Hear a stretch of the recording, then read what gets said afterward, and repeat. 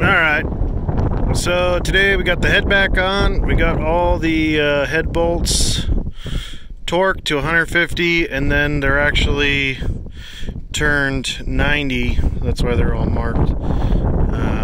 I do it this way. I mark them, go through them all, mark which number they are, and then I mark them. So it's easy, you know where you're at. You don't got to keep looking at the picture and doing all that bullshit.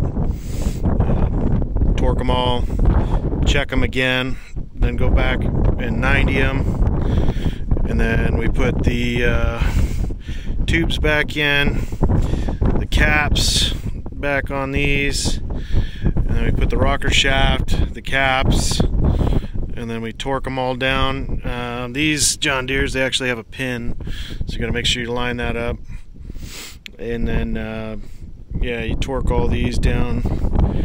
And then now we're going to move on to the exhaust manifold, intake manifold, turbo, and we'll plumb back in the coolant, and then we'll do the injectors back in here. Got to put the injectors in, put that guy back on, and keep on plugging away. This guy's almost running. Cross your fingers, it'll be good, but unfortunately, when I got to this machine, it had already blown the head gasket, so we weren't able to do any kind of troubleshooting to see why. You know, maybe the water pump failed or something like that. We have no idea. Radiator looks good. Everything looks good. So we're going to crank it up, check pressures once we get it going. But we got some little crap like these little hoses, got rips in them, and just little stuff we gotta clean up. This machine hasn't been touched by anyone else yet since factory, and it's got like 18,000 hours on it.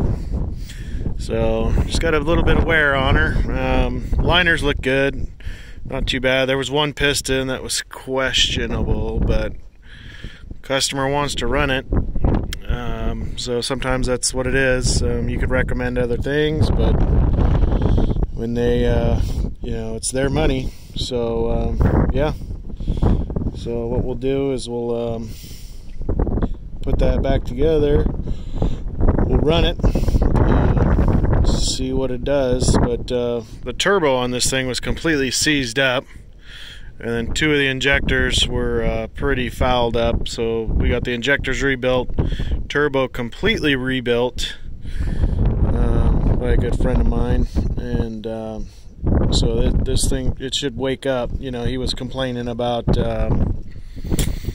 you know, has lack of power. He was thinking it was the engine was, you know, failing on him and this and that. And he wanted me to actually find him a new one of these excavators.